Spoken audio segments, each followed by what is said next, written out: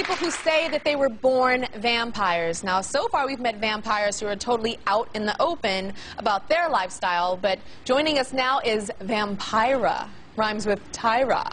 And she's leading a double life. So you're leading a double life. So your name is not Vampira in your normal or the other life, right? No, it's not my legal name. It's not your legal name. So you came up with this name, Vampira, but you have a job where you go to at work and you're not this.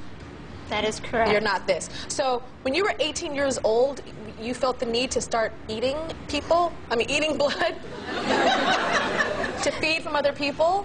To feed off of their energy. I'm what is called a psi-vampire. I took the name Vampira from the actress that was a horror hostess during Bela Lugosi's day. She was a pioneer in her field. Okay, so she came before Elvira. Yes, she did. Okay, so you took that name. I understand that you like cemeteries.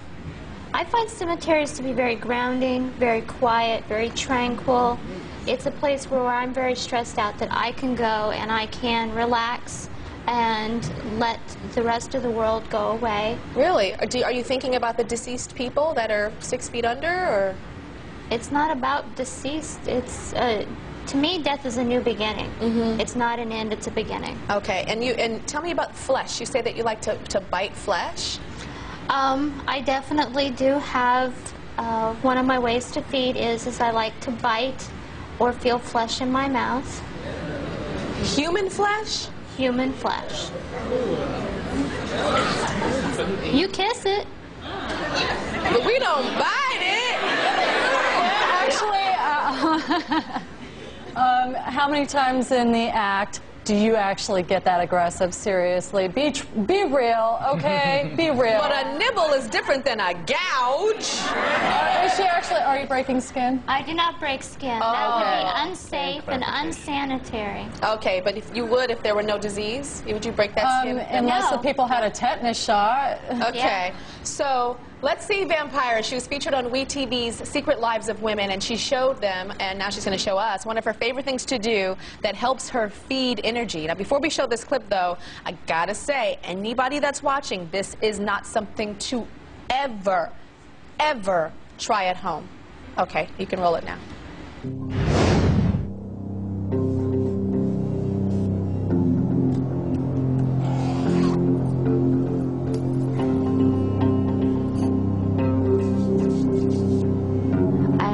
Play with blood.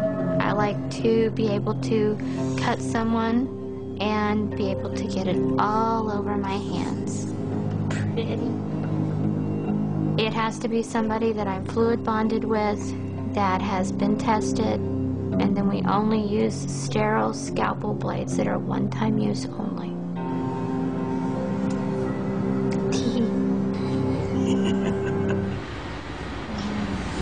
You know, I've had cutters on my show that do that to themselves. I've never seen someone cutting somebody else. So what does that make you feel like when you're cutting somebody else and you're rubbing that? Is it euphoria? Is it a sexual thing? It's a way to feed off of the energy. I don't like to feed off of someone's basic life force. So if I do something that they both and I find pleasurable, like a cutting, it gives an endorphin rush for that person, which increases their energy level. What about their sexual energy? Does it increase that? That depends on the person. Do you have sex? Most definitely.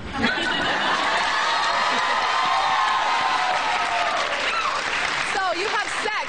Well, Dawn is a celibate. Sarah does not have sex. So Hold on, I do have to clarify things. We do have urges, and we do understand sex very, very much so. Completely. It's very, very represented in my art. It is something that I have studied, and human nature. So we use our sexuality to even control people, but for us, we've moved into a more enlightened state. Let's just put it like that way. tantric sex? Yes. Kinda. Yes. Yes, like not going all the way. Okay. So your last donor was who when it came to your blood ritual? That was my ex-husband. That's your ex-husband. Now you have a boyfriend. Yes, I do. And you want him to be your donor? Yes, we've discussed it and we're negotiating it. He's not real fond of the pain. I don't blame him. But there are ways to do it. Scalpel blades cut through skin like just like butter, so there is no pain involved.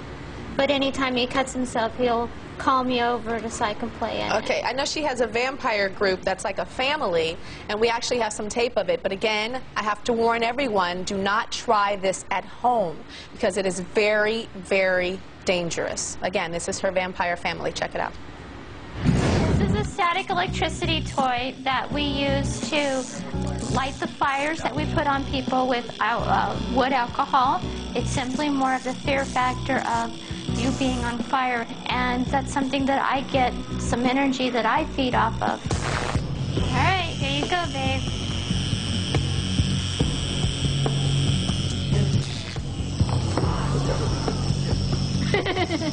To get lit on fire is not really that scary. It's just an adrenaline rush.